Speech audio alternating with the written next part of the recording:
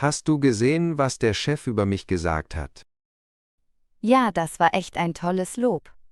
Wie fühlst du dich? Ehrlich gesagt, ein bisschen komisch. Lob anzunehmen ist nicht mein Ding. Verstehe ich. Manchmal fühlt man sich fast ertappt, oder? Genau. Ich frage mich, ob ich es wirklich verdient habe. Ach, sicher doch. Du arbeitest hart. Warum nicht stolz sein?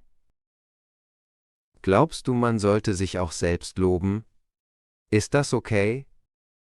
Ich denke schon. Es stärkt das Selbstbewusstsein, oder? Ja, aber ich will nicht arrogant wirken. Solange man ehrlich bleibt, ist das doch kein Problem.